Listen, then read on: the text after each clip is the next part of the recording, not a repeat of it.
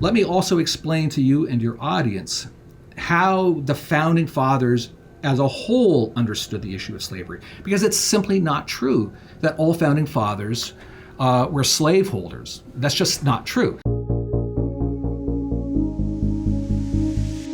I'm Dave Rubin, and this is the Rubin Report. Reminder, guys, to subscribe to our YouTube channel and click that pesky notification bell.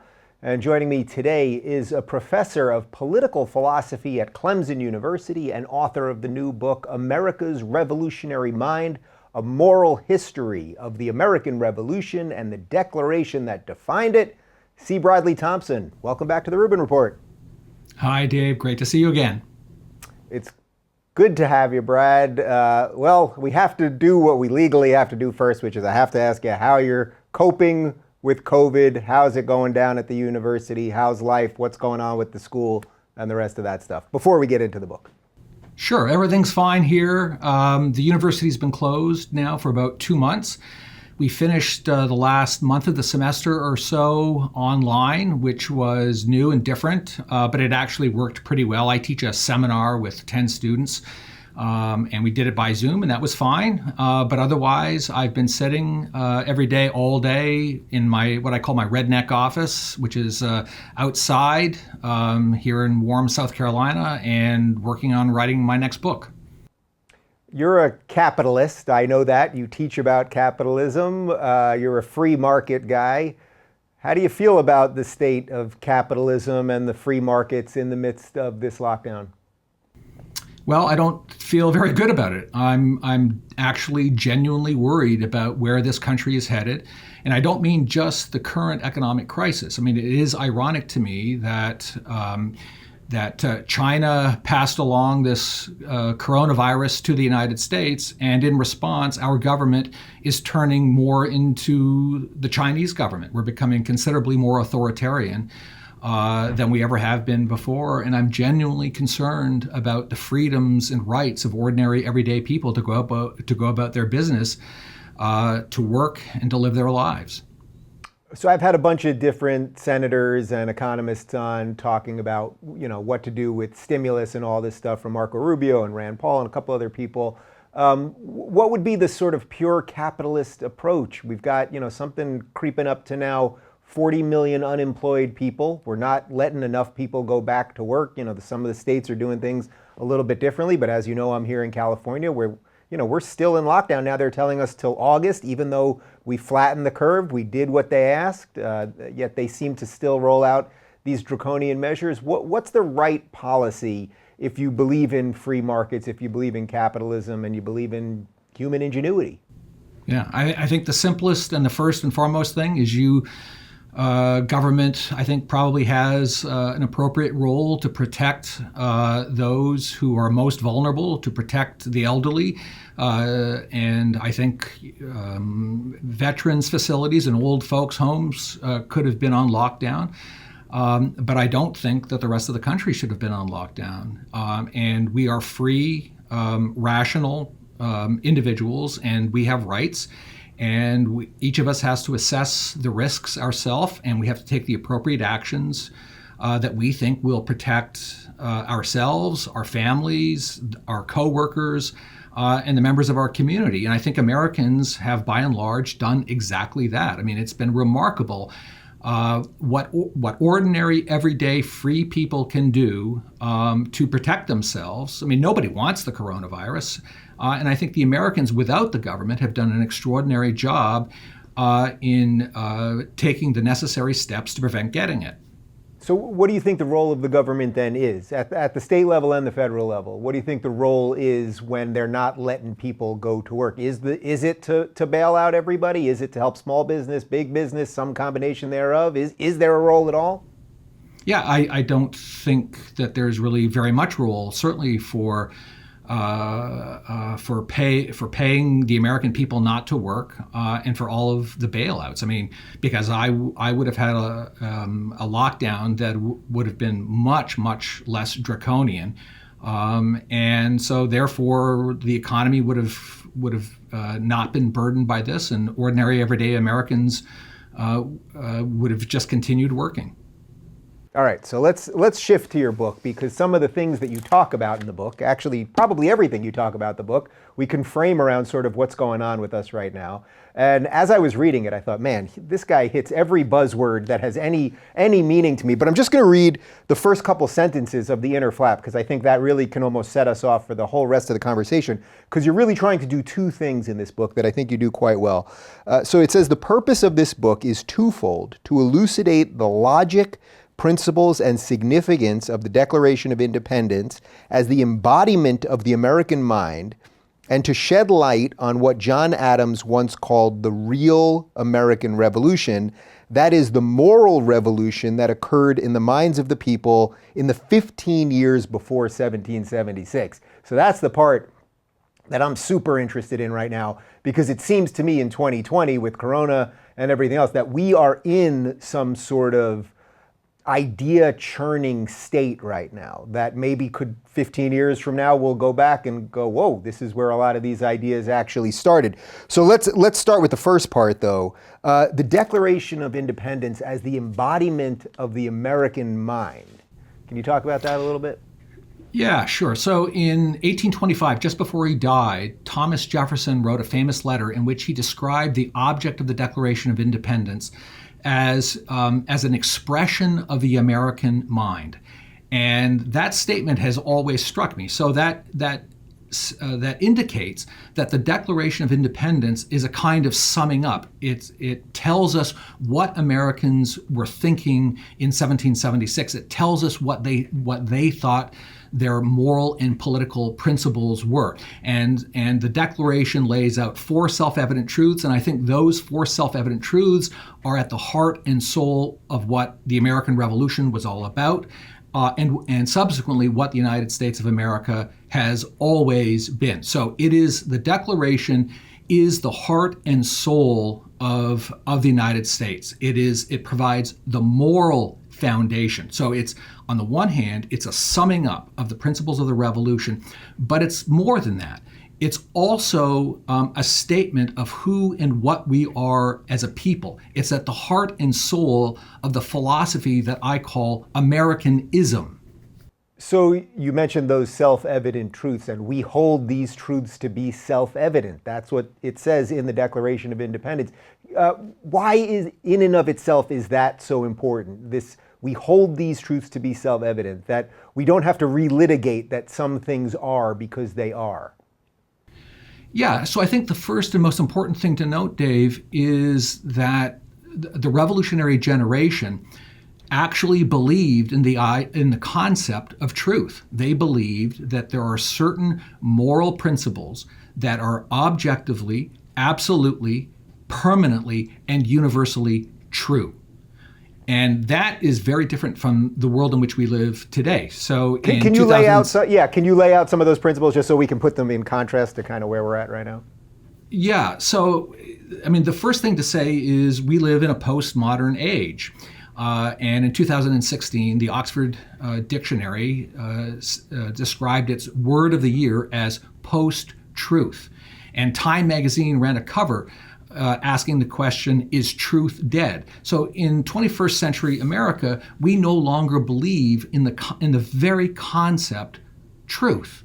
And that is dramatically different from what the revolutionary generation believed. As I said, they believed in the concept truth, that there are absolute, certain, morally universal principles. And the particular principles that they believed in, the four self-evident truths of the Declaration, which are contained in the second paragraph, I think each one of them can be summed up in one word. And they would be, first, equality; second, rights; third, consent; and fourth, revolution. Now, you have to read the second paragraph to get the full flavor of those four self-evident truths. But that is the core of what Thomas Jefferson referred to as, in my view, the American mind. So let's preempt the haters who will say, wait a minute, how could equality be in there? Because not everyone was created equal. We know men and women were not equal. We know these were slave owners, et cetera, et cetera. We've talked about this a little bit before when you were on the show last time. But can you unpack that for us a little bit?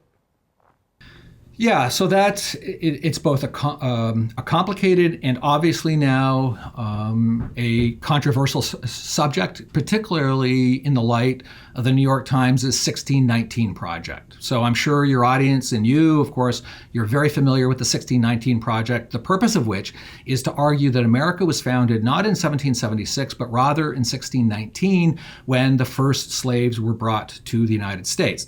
And what that means, of course, is that the United States is founded on slavery, which therefore means that it is by definition immoral and evil.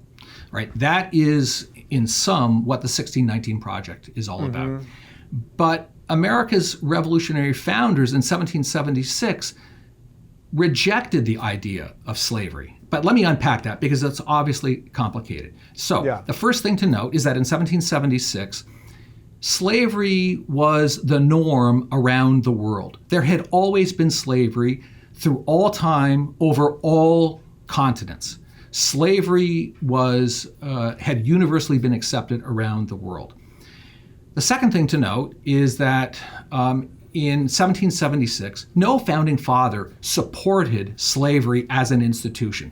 They regarded it as what they called a necessary evil. And the emphasis has to be put on the word evil. Now take Thomas Jefferson, for instance. He clearly and explicitly states that slavery is an evil, immoral institution. Why? Because it violates the doctrine of rights. He also believed that slavery was an inherently corrupting institution. All right, so that's what's important to say at the outset. Now, let me also explain to you and your audience how the founding fathers as a whole understood the issue of slavery, because it's simply not true that all founding fathers were slaveholders. That's just not true. And so you can divide the revolutionary generation, I would say, into four camps. So first, there were founding fathers like John Adams, for instance, Samuel Adams, who never owned a slave and were morally opposed to slavery. And then there's a second camp, people like Benjamin Franklin and John Jay, who created the first anti-slavery organizations in the United States, but earlier in their lives they had been slaveholders, but certainly they came to condemn slavery. And then you get people in the third category like George Washington, who, yes, was a slaveholder his whole life, but upon his death freed his slaves in his will. And then finally there's the hard category, consisting of people like Patrick Henry and Thomas Jefferson, who owned slaves and who did not abolish or did not free their slaves upon their deaths. So how are we to evaluate that? I think the first thing to say is that both, say, Patrick Henry and Thomas Jefferson, as I've already indicated with Jefferson, were adamantly opposed to the institution of slavery. If you read their private correspondence, they lamented slavery. They saw themselves as morally culpable. But they didn't abolish their slaves and the institution of slavery, I think, for two primary reasons. The first, actually, I'd say three reasons. The first is that they thought slavery would eventually die a natural death. About that, they were mistaken.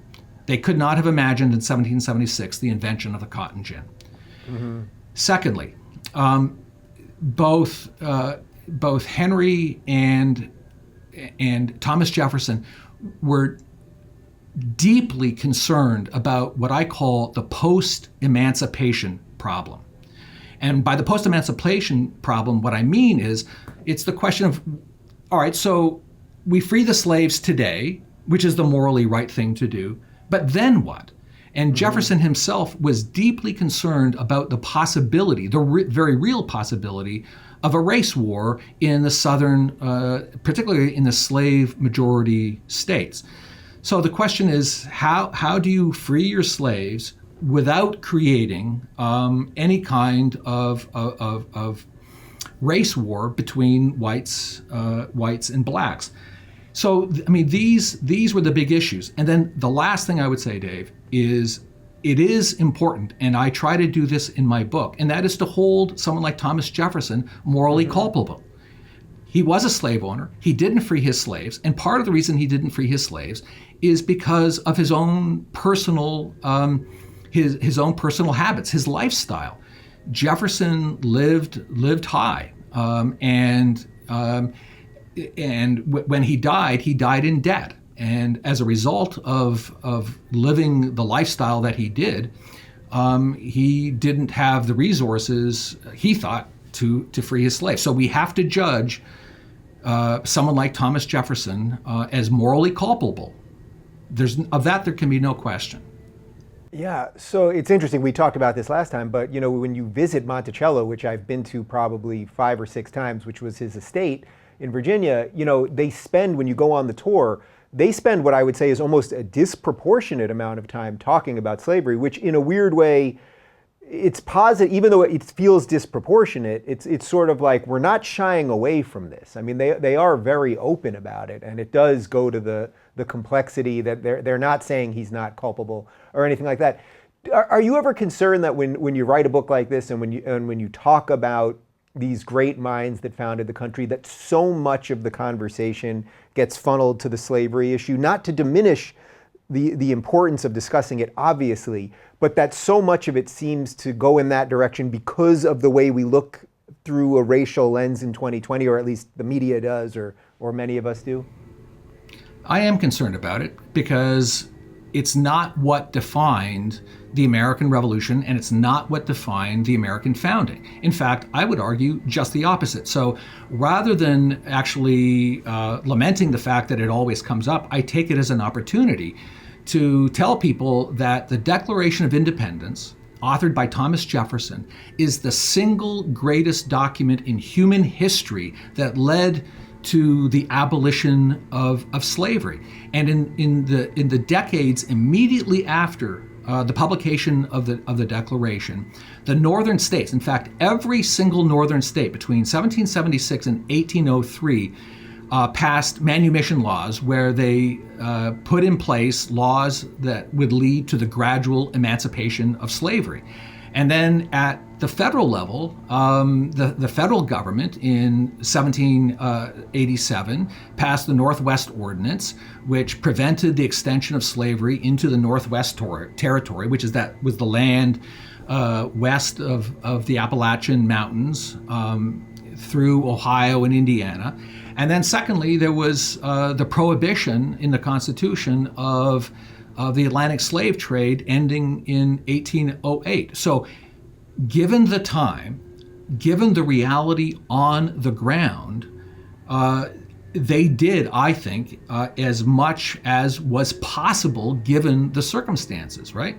So it's a hard question, it's complicated, but in my view, in the end, the Founding Fathers are vindicated by the principles that they enunciated, which led, and the United States is in many ways, I mean, its history of anti-slavery is simply one of the great stories of American history through the 19th century.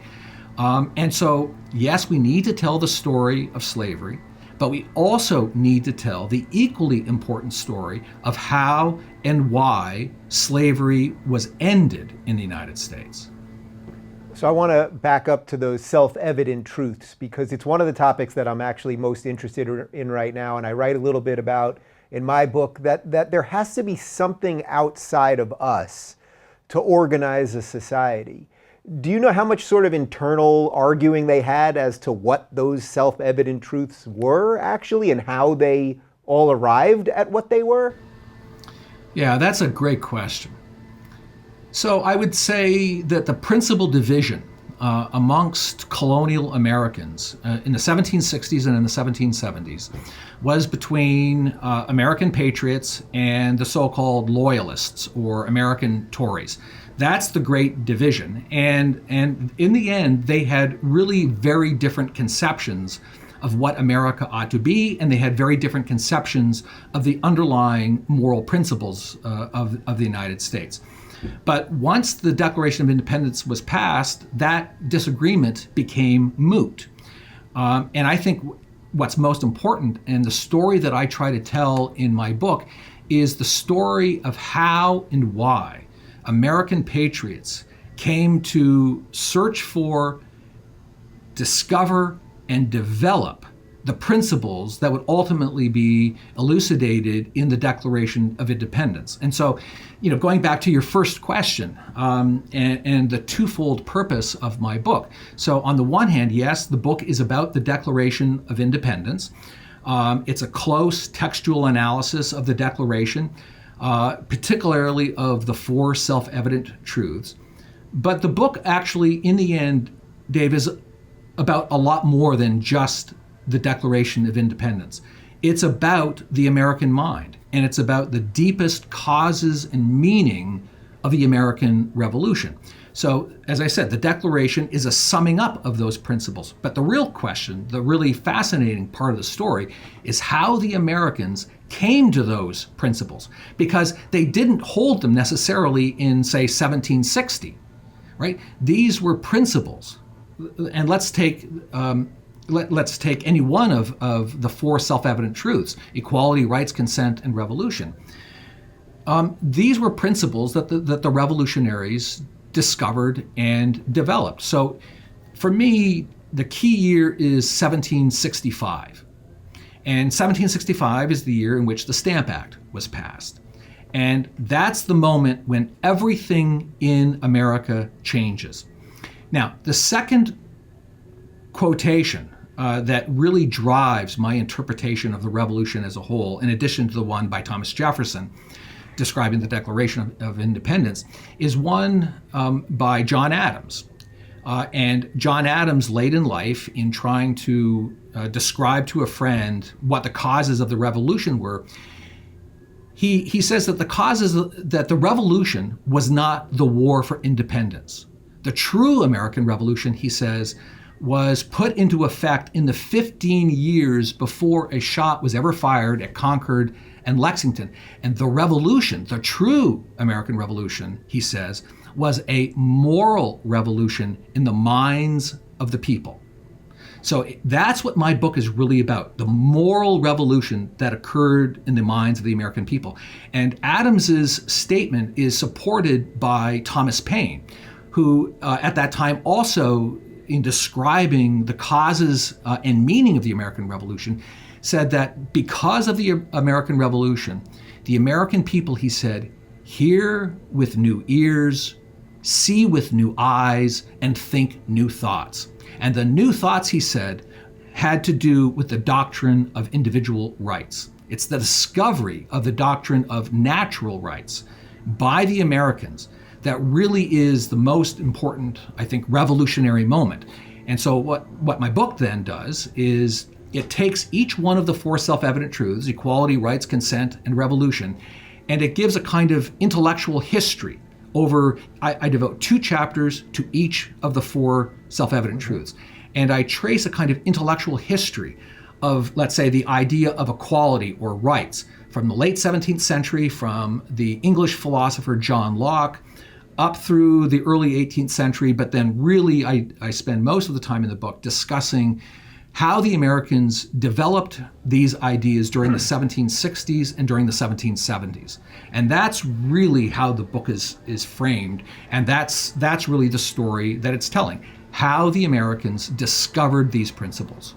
So we did equality. I want to hit on the other 3 more. But first, as they were debating these things, one of the things that I talk about all the time is they were saying there are truths outside of us, and then they're saying these are God-given rights, and then also we're separating church and state. That concept is pretty profound, at least in our modern times, that men could do something like that. Were they all sort of on board that? Was there any pushback that we can't? Well, it's church and state, certainly there was pushback, but that we can't say that there are truths outside of us, it will lead to anarchy or something like that. Well, I think it's true to say that every single American revolution believed in the idea, as I said earlier, of truth, of absolute, objective, certain, permanent, universal truths. But the question is, what is the source of those truths? Right. That's the key question. I can also tell you that virtually every single American founding father believed that, for instance, the concept of rights was grounded in nature. And by nature, I mean nature out there, right? You look out into the world and you see nature. And one of the really important things that the founding fathers did was they adapted the ideas of 17th century English scientists and philosophers like Francis Bacon in his Novum Organum, and Sir Isaac Newton in his Principia Mathematica, and John Locke in his Essay Concerning Human Understanding. And they took the Enlightenment's ideas of the laws of nature, the scientific laws of nature, and they attempted to apply them to man, right? And they asked the question, are there moral laws of nature?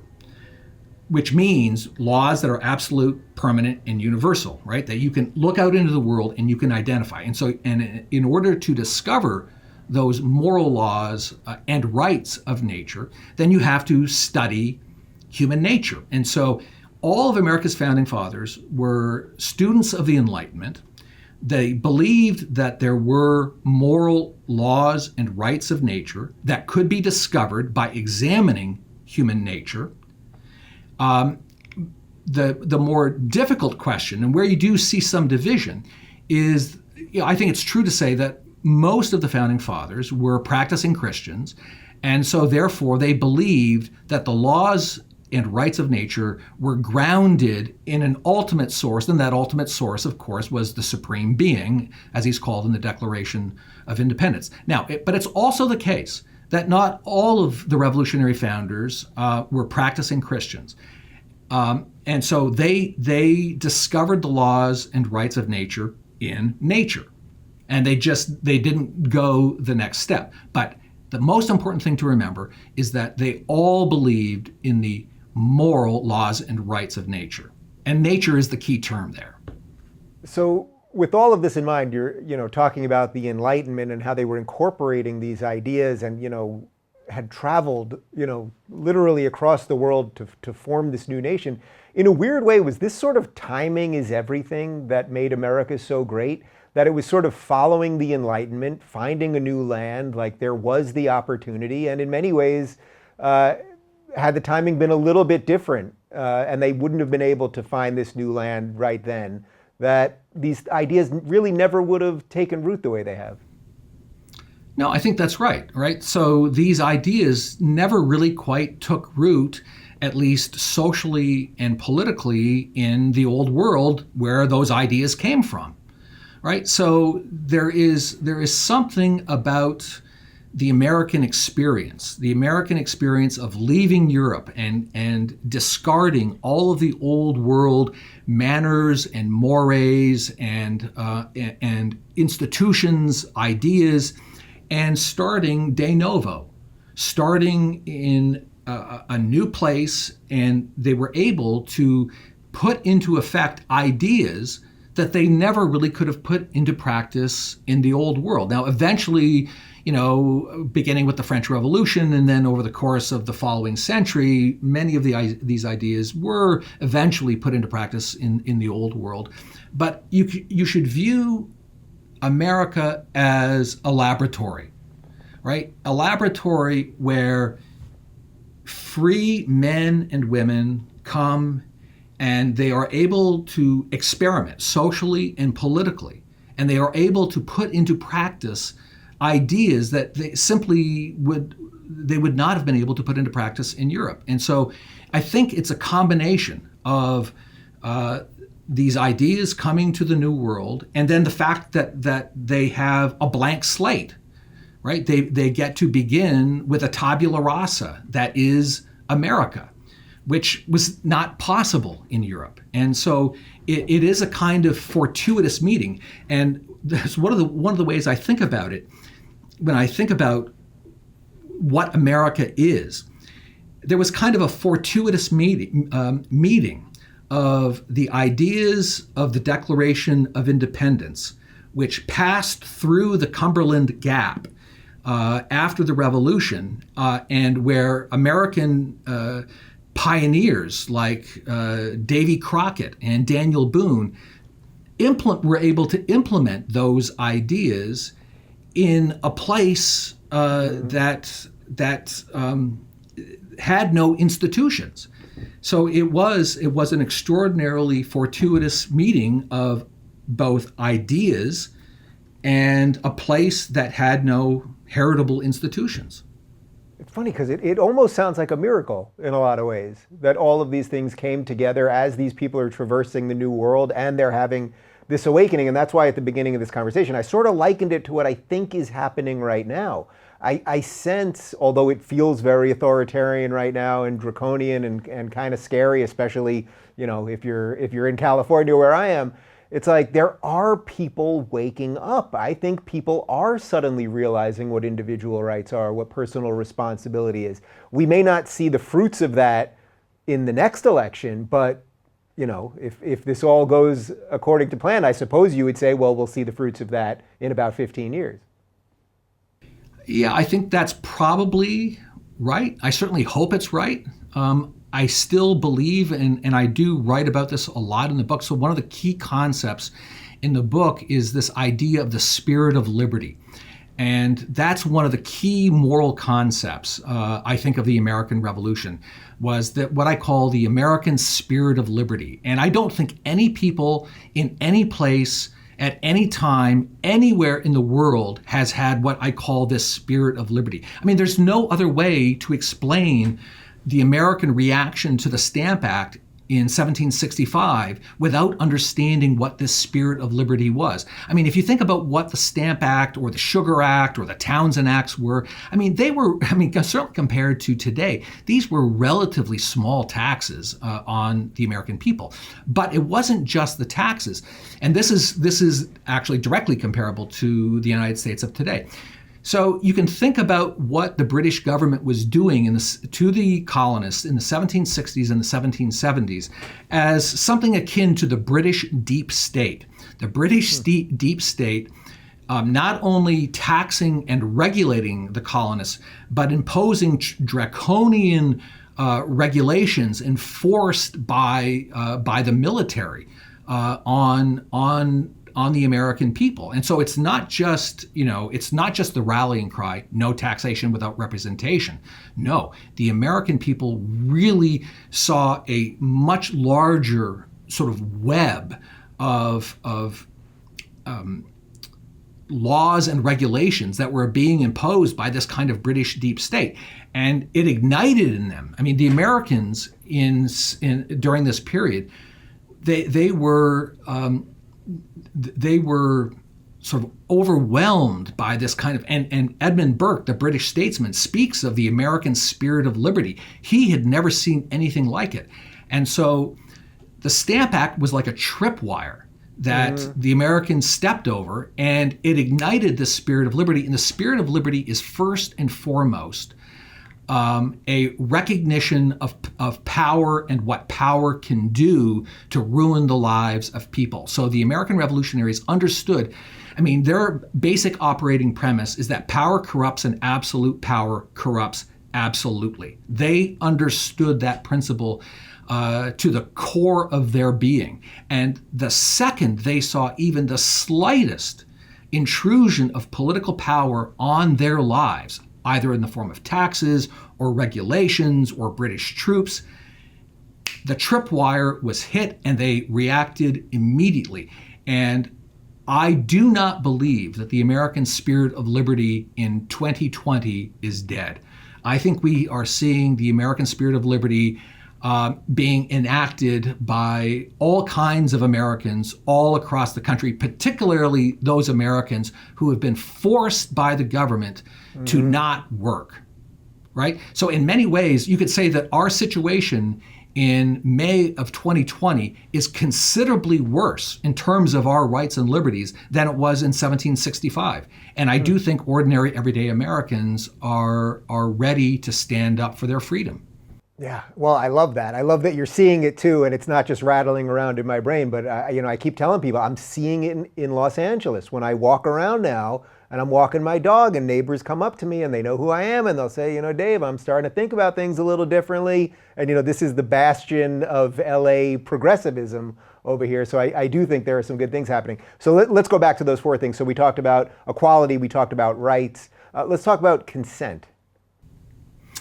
Yeah, so consent was also one of the early rallying cries of the revolution. So the most famous rallying cry in 1765, no taxation without representation. Representation is the idea that our government officials have received the consent of ordinary, everyday people to make laws for them. But the purpose of these laws is to protect the rights of individuals. So the third self-evident truth of the Declaration, what I call the so-called consent truth, says that to secure these rights, governments are instituted among men, right? So it says that the purpose of government, the sole purpose of government, is to protect the rights of individuals. It does not say that the purpose of government, unlike certain conservatives today, it does not say that the purpose of government is to promote, let's say, virtue. It says it's to protect rights. That is to say, to create spheres of freedom for individuals. But the key, though, is that at the heart of the principle of consent is the idea of self-ownership. It says that each and every man and woman owns himself. We are self-sovereign. We are self-owning and therefore self-governing. And because we are self-governing, a legitimate government only receives its legitimacy if it is based on the consent of each and every individual. Now, it doesn't mean unanimous consent. But in the context of the United States, it's majority consent. But we all consent to live by the rule of the majority, which of course has its problems because majorities can often be tyrannical. And this is precisely the point that James Madison makes in the 10th Federalist essay. So there's always a delicate balance between consent and the protection of rights. But consent really is one of the core principles of the revolution, and it's one of the core principles of American civic life. So you mentioned something that's like bouncing around a lot on Twitter over the last couple of months, that a certain set of conservatives think that it really is to protect virtue or a certain sense of morality, something like that. What would you say to those guys when they say, well, if we don't protect virtue, now, of course, that becomes an amorphous term depending on how they see virtue, but if we don't defend virtue or morality, which they usually tie very close to religion, that then individual rights ultimately will be trampled upon anyway, that you sort of need that as a precursor. Yeah. When did government ever make men moral? Right? You need freedom to be moral. The best inculcator, in my view, of virtue, and believe me, there is no greater proponent of the importance and necessity of moral virtue in society than myself. I mean, in my view, you to have a free society, you have to have a nation of moral men and women. You cannot have a nation made up of moral reprobates. That goes without saying. So I stand. No man stands ahead. Do you think we sometimes need them? Do you think we sometimes need some morally corrupt people? So we've made it somehow 40 minutes without mentioning the T word. But in many ways, Trump, to me, is something like that. Like, this is obviously no great moral, virtuous person, but in many ways, he was the hammer that we needed to sort of shake up the system, to break a lot of bad things that had been sort of calcified. But didn't do it out of, no one's looking, I don't even think the biggest MAGA supporter is looking at Trump thinking, oh, this is the greatest moral man on earth, but in a weird way, he was the necessary tool. Do you think that is that Sure. possible to bridge that divide? Well, sure. I mean, I do think it is it's a fact. Two facts that you've mentioned. First, Donald Trump is not a paragon of personal moral virtue. But on the other hand, no politician in my lifetime, in fact, I would say of the last 70 years, has done a more important job of going after the deep state. The deep state is something I think that is real. And the deep state also includes the mainstream media. And so Trump has launched a 3.5-year assault on all of the certitudes and platitudes of the deep state, and I do think that's been an extraordinarily important development in American political life. So do you sort of separate that from morality in a traditional sense, or is that a type of morality, actually? Well, I mean, it's a type of morality if it's directed at breaking down tyrannical power, right? So, sure, the defenders of freedom, and I'm not suggesting that Trump is necessarily a defender of freedom, because he's certainly passed, I think, a lot of laws that have been antithetical to freedom, but in the macro picture, he's done many things, reducing taxes, massively cutting regulations, but most importantly, it's identity. I would say the single most important thing that he has done is literally just simply to have identified the deep state, right, and then to be attacking it on a daily basis, which, as I've said, includes the media. That itself has been, one might say, a kind of revolutionary act. Yeah, well, it feels like we're kind of in one right now. So revolution, since you're talking about revolutionary acts, that's the fourth one that they found to be self-evident. That's probably the scariest one for most people, and especially in a weird time like this. Let's talk about that a little bit. Sure. So I think the most important thing to remember, Dave, is that America is a revolutionary nation. And what I mean by that is we were founded by a revolution. We created a new nation de novo, out of nothing, on a tabula rasa. But built into the principles of the Declaration is the idea that whenever any form of government becomes destructive of those ends or purposes, which is the protection of rights, the Declaration says that the people have the right to alter or abolish that government, right? And that truth, and it was meant to be a truth, not a truth specific to 1776, but a universal, permanent truth. So it applied in 1840, it applied in 1940, and it will apply again in 2040. America is a revolutionary nation. However, it's also important to note that in the Declaration of Independence, the first word that appears after the fourth self-evident truth, the revolution truth, is the word prudent. And what that means, the importance of that, is that you can't have some crazy guy living out in the woods of Idaho declaring war on the American government, right? Revolutions are dangerous things, and America's revolutionary founders, they understood that it's a dangerous thing, and you can't try to overturn your government for, as the Declaration says, light and transient causes, right? So Jefferson never would have said that with the passage of the Stamp Act, that it would be appropriate to overthrow the British government. But according to Jefferson, when you get the Sugar Act in 1764, the Stamp Act in 1765, the Declaratory Act in 66, and then the Townshend Acts in 1767, the Tea Act in 73, and then most importantly, the coercive and prohibitory acts in 1774 and 75, Jefferson says, look, there is clearly, self-evidently, a design, and that's a word that you see in the Declaration and you see it in the revolutionary literature. There is a design on the part of British imperial officials to enslave us, to deny us our freedoms and rights.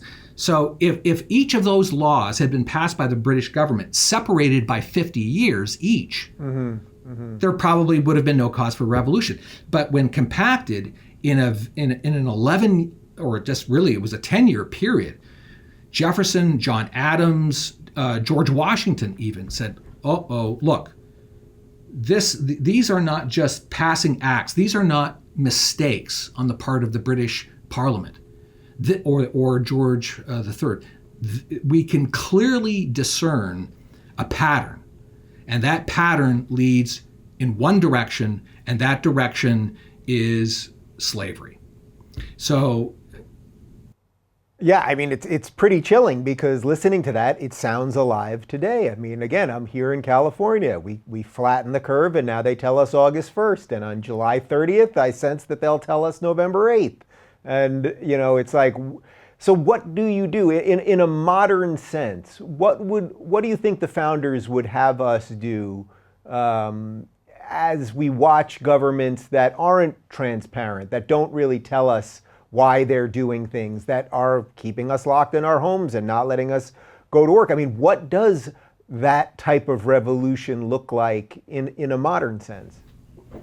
Because as you said, if these laws had taken 50 years in between, well, then you don't kind of realize it. It's not as self-evident.